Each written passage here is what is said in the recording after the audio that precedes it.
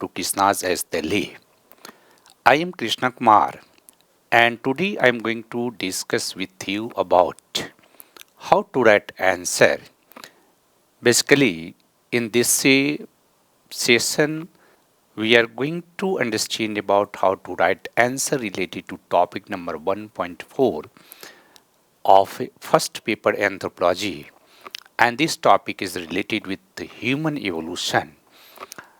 And therefore, I have taken an important question which was asked by UPSC in 19. This question is discuss the evolutionary significance. Here, try to remember that thing. Evolutionary significance of bipedalism, right? And erect posture, right? So, in this question, we would have to write answer on evolutionary significance of bipedalism and erect posture. We are not going to write answer on what important changes happen in morphology of our ancestor due to bipedalism or erect posture, right?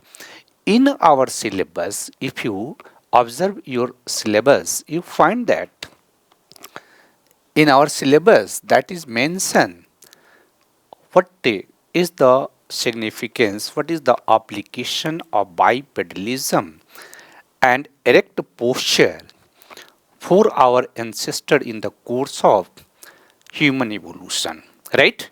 So, bipedalism here, if you want to write answer in right perspective, so in introduction, here you have to remember the format, how to write answer.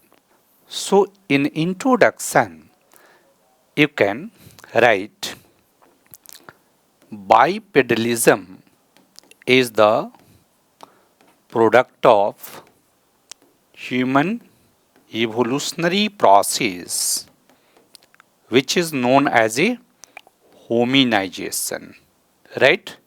Here you have to understand means bipedalism is the product of the process of hominization and erect posture is also the product of the process of hominization, right?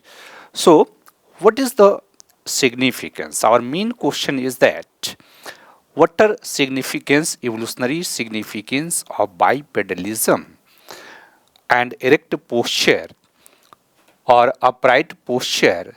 So here you have to understand about significance of bipedalism and erect posture in the course of the process of hominization, right? Here try to understand that thing in this way.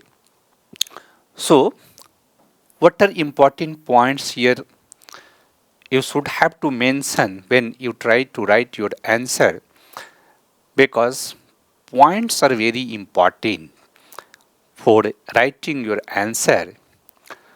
So first important thing is that bipedalism is the efficient mode of locomotion than nuchal walking, right? आप लोग nuchal walking से familiar हैं, तो nuchal walking that is the main mode of locomotion of a great ape on earth. So here first point is that when our ancestor adapted bipedalism, that bipedalism was efficient mode of locomotion than nuchal walking, right? So first thing is that is more efficient mode of locomotion, right? Why that is more efficient mode of locomotion. So try to understand about the second important significance of that. Due to bipedalism or upright posture or erect posture, freeing of human hands, right? Means when our ancestor adopted bipedalism, our hand became free, right? So what is the significance of freeing hand in the course of evolution or in the course of adaptation with environment, right? Or in the course of survival in the course of evolution, right? So what are the benefits related to freeing our hand? That is also very important significance related to bipedalism. So what are the benefit? What were the significance? What are the importance of freeing of human hands? So first thing is that our hand became free. It means due to that there was development, there was evolution of some important grasping ability in our hand, right? Because opposability increased in our thumb due to bipedalism, and because our hand became free due to bipedalism and erect posture, so due to that there was development of palmar grip in our hand. Here you try to understand development of palmar grip and precision grip in our hand. So what are the significance of these types of development in our hand? So first important thing is that we are able to make tools.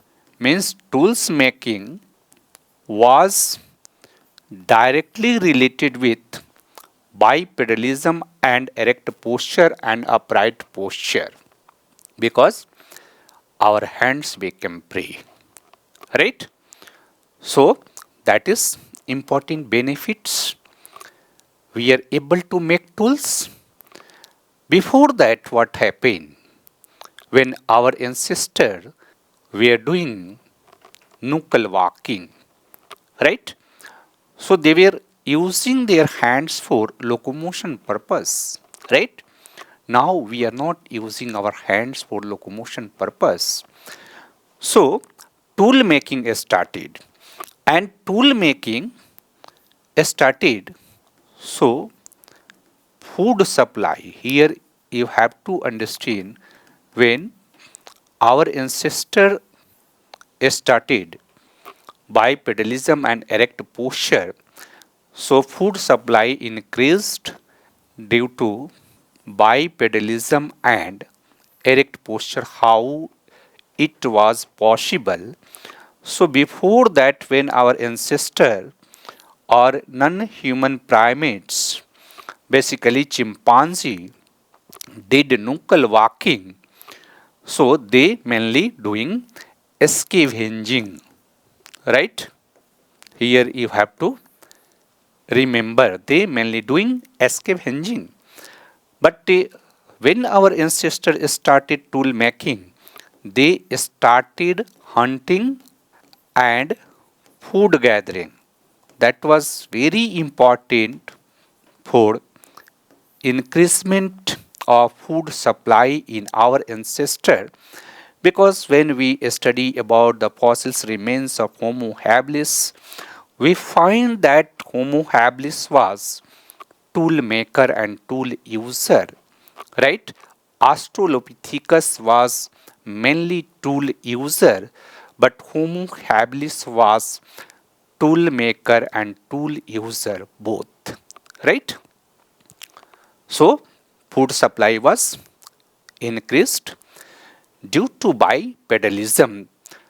because our ancestors have development of ability to collect more and more food, and if food supply was increased, so their survival was also increased due to bipedalism, due to erect posture.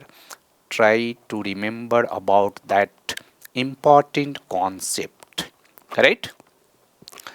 Third important thing is that due to that our ancestor able to carrying object or children in their hands. That was also very important, right? Because now they were able to carry object. Now they were able to carry hunted animal to their residential area. So that was very important for the understanding of significance of bipedalism and erect posture. Other important thing, if you try to correlate about that all episode here I have mentioned. So what was the result of this all development of cultural ability in our ancestor? Cultural ability in our ancestor.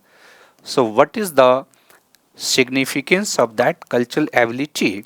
So try to understand about there is a correlation between the development of tools making and evolution of human brain, evolution of human large and developed brain proportional to body size. So tool making, it has very important role for development of cognitive ability in our ancestor, intelligence in our ancestor. That was also a product of that tool making ability or freeing our hands, right? Because if you utilize particular tools, right? So you try to enhance your ability, you try to enhance your capacity to make better tools. So there was correlation between tool making and evolution of human brain. It may be influenced by the evolution of large and developed brain in our ancestor, but tool making also influenced to the increasement about the cranial capacity of our ancestor, about the development of cerebrum cortex in our ancestor, because continuous there was development of cognitive ability in our ancestor due to freeing hand, due to bipedalism, and due to erect posture, right? Third important thing here you should have to remember about the impact of bipedalism or significance of bipedalism. Here you should have to remember about the significance of bipedalism, right? So third important significance here, major significance. Here you try to understand about enhancement of visionary sights, right? Because when we stand on our leg, so our height increased. So one perception among anthropologists and paleoanthropologists. So now our ancestors were able to see more distant object. Why? Because now they are in the position of erect posture. They were moving through bipedalism. So it has two important benefit about our ancestor. First important benefit related to that visionary sights, increasement in the visionary sights. So that increase their ability for hunting, right? Here try to understand. They have ability to see their food resources, to see that animal which they want to hunt, right? And other important benefits significance of that related to security purpose of our ancestor. Now they were able to see those animal who maybe kill them from very distant, right? So these are the two important aspects related to visionary perception, enhancement in the visionary perception of our ancestor. Other thing here you have to remember about, due to bipedalism and erect posture, try to understand what important changes happen due to bipedalism and erect posture. An important skeletal change happen in human being, that was narrowing of birth canal. That is very important significance of bipedalism. Here you have to remember about narrowing of birth canal, right? That was also very important significance of bipedalism and erect posture. Due to that, what was the result of that? So size of brain decreased at the time of birth, right? That is very important for the development of social behavior in mankind, for the development of cultural behavior of mankind. So what happened due to that, right? There was development of long maturation period in human children, right? So due to that, there was development of dependency of human children on their parent very long time, right? So sentimental relationship between children and their mother was developed and became more and more strong. Second important thing related to bipedalism and related to change in pelvic girdle of human being due to erect posture and bipedalism, the process of reproduction became very tough, right? That became very tough.